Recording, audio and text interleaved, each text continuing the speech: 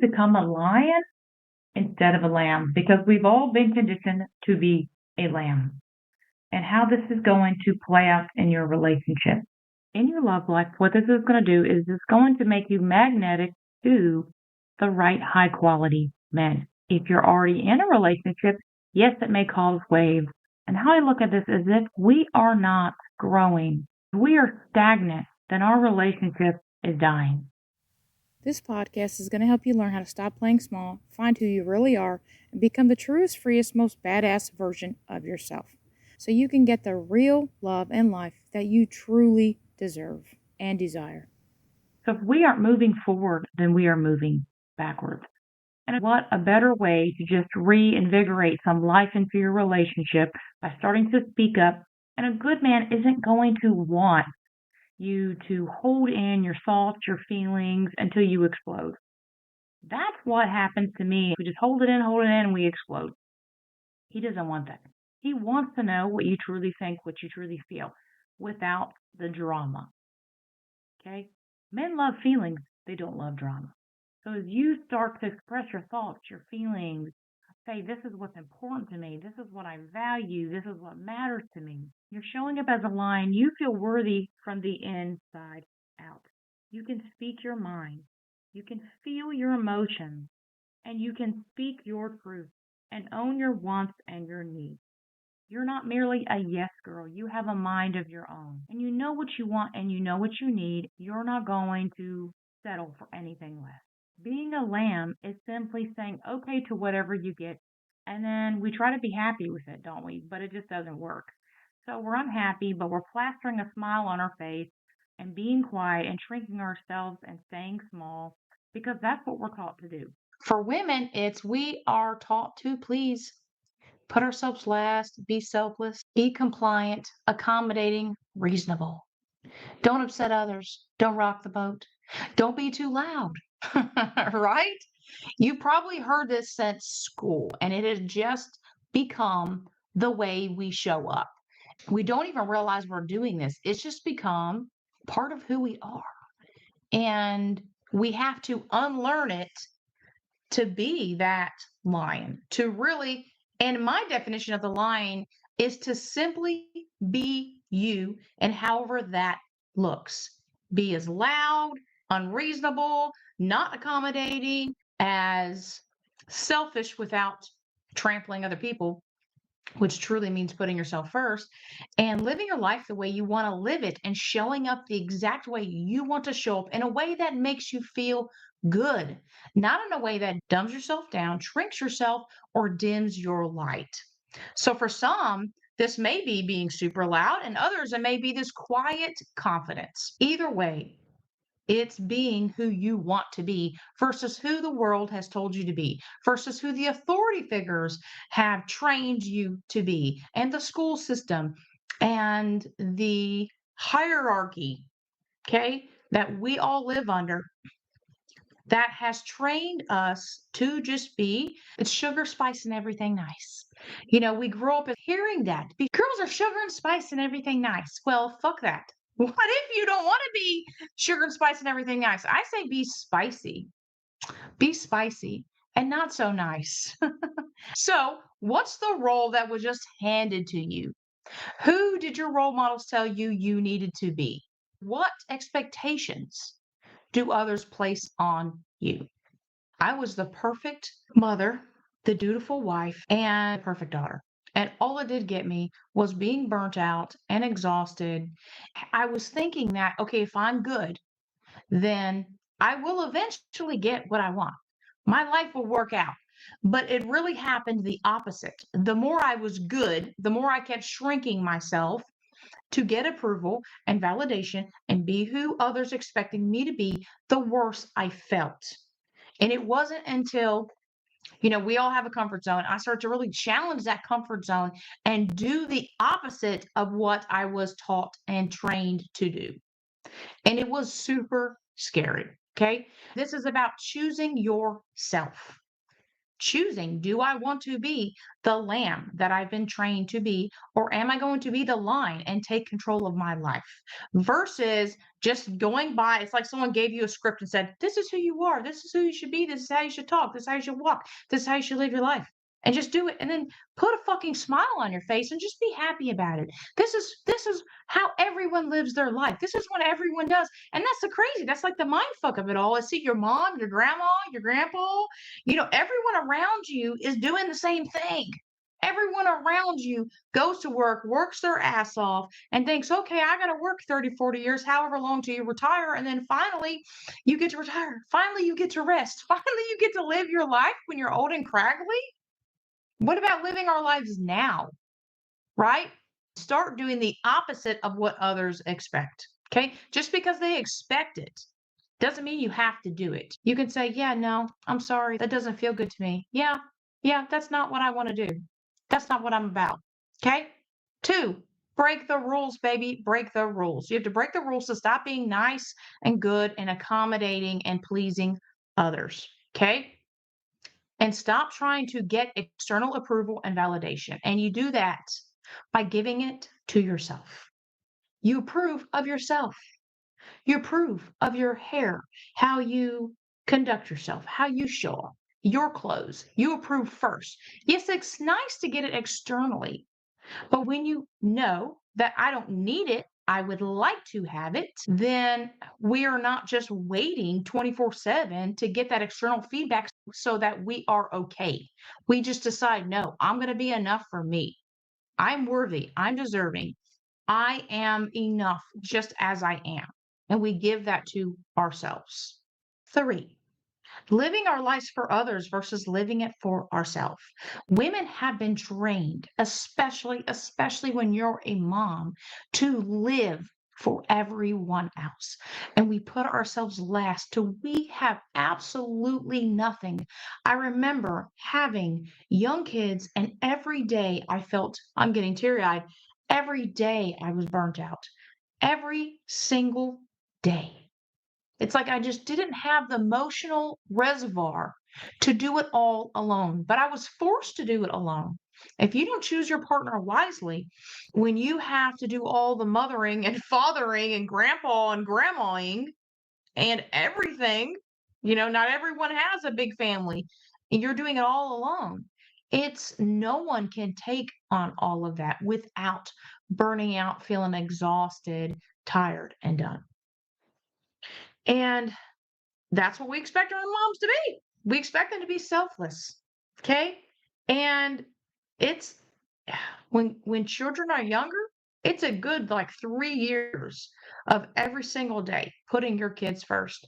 And the labor, the emotional labor and physical labor sometimes is literally backbreaking, and backbreaking as in I got to keep doing this because this is what I'm supposed to do. This is what a mother does. It's just heartbreaking. And I'm saying you can control that narrative now. You don't have to live by those thoughts and those ideas and that conditioning that a mom is supposed to be like this, that I'm supposed to be like this. Motherhood is just one example of how we've been trained to live by someone else's narrative that causes us to lose ourselves. Are you living for yourself or are you living for others? And because when you wake up, who do you think of first? Who do you think of first? Do you send your husband, your boyfriend, a good morning text, or do you wait till he sends it to you? Okay. Do you first take care of your kids, or do you say, you know what? I need my cup of coffee. Who are you pleasing? Are you showing up pleasing yourself, or are you pleasing others? Where is your time and attention and your love and your care? Where is that going? Where are you investing those resources in? These questions show you where your priority lies. And when you've conditioned to be a selfless, honey, you are a lamb. And I was a lamb, and now I'm no longer a fucking lamb. Tea time. Because I realized that role was just handed to me. That's not who I am. That's not who I want to be. That's not what feels good. And damn it, that wasn't the real me. And if it's not the real me, then I don't want to have any part of it. I don't want to have any part of it. I don't care if that means that other people are going to turn their noses up at me or give me a dirty look. I just don't care. That's the magic of it. When you do this work is you just don't care and it feels good. Like this is freedom. Being a lion is freedom because you choose how to live your life and what that's going to look like and how you show up every single day. And you can choose to do it out of obligation as what you've been taught and your shoulds, your musts, your have tos, your need tos.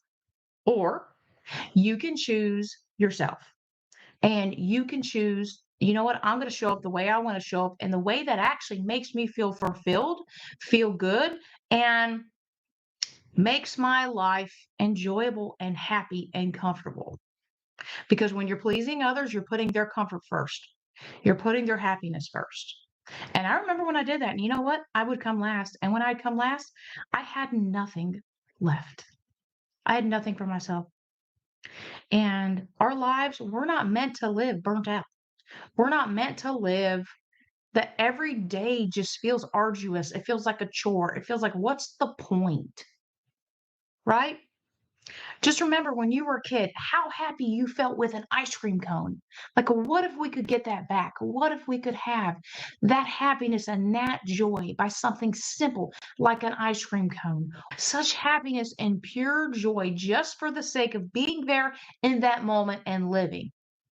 And this is how we do that. This is how we recapture that happiness that we did that was so effortless as a child by truly doing what feels good to us, by reclaiming who we are beneath all of that conditioning, the programming, the roles, the expectations, the shoulds, needs tos, must have tos, and say, I'm going to find my way back to me and to do what fills me with joy and makes me feel good.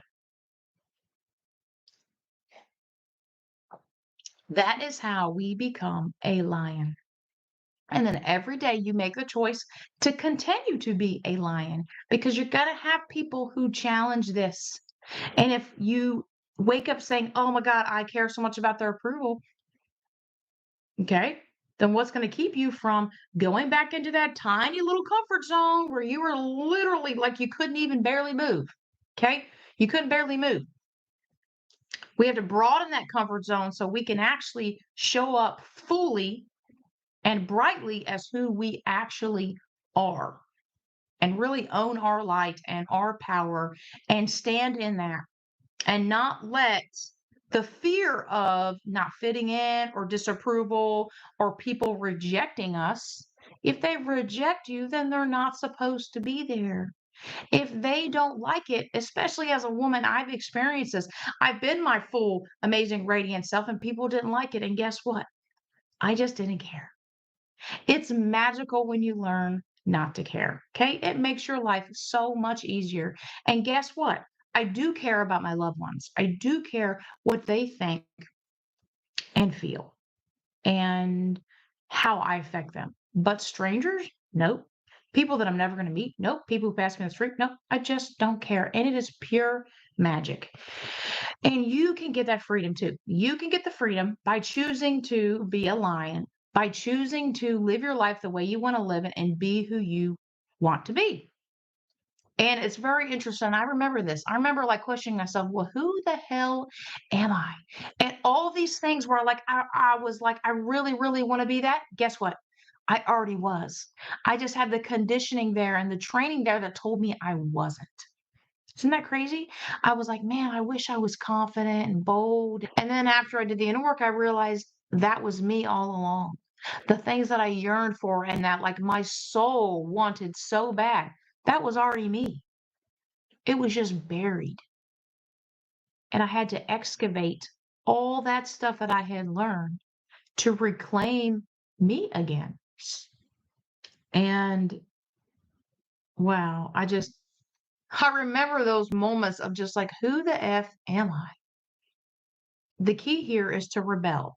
Rebel against the role, the expectations, against who your parents told you you should be, the role that was handed to you, breaking the rules, And the thoughts and ideas that you have that I'm supposed to live this way, I'm supposed to put others first and myself last.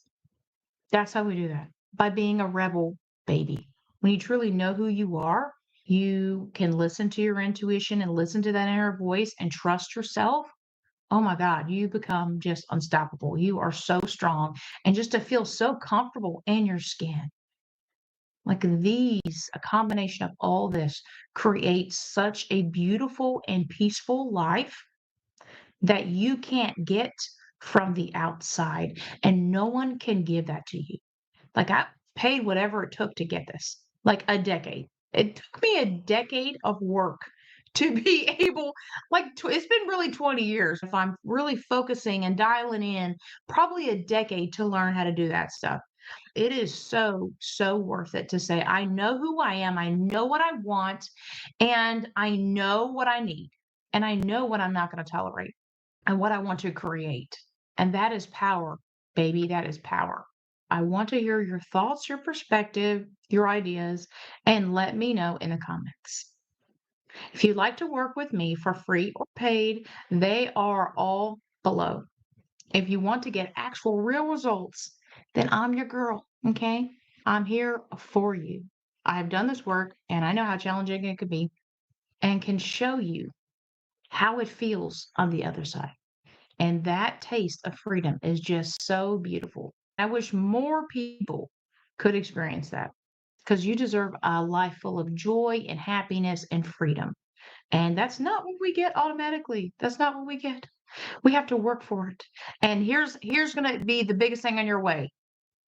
This, your mind. Your mind. When you conquer your mind, and it's a process because I still have thoughts. I still have things that get in the way, and I have to once again challenge it and keep choosing to rebel and keep reclaiming who I am. It's a continuous path of self-discovery that will never end. And it's this beautiful, like unveiling. I think of it like a piece of art. I'm a piece of art that's in continuous process. And it's not going to be complete until I'm dead one day. And I'm creating it as I'm living my life. It's continuous and it's beautiful. You are a work of art too.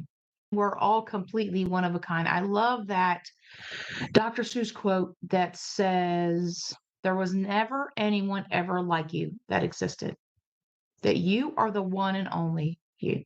Check back next Thursday. I go live most Thursdays at 6 p.m. Central. Come, bring your relationship stuff, whatever you're struggling with. I am here to help you.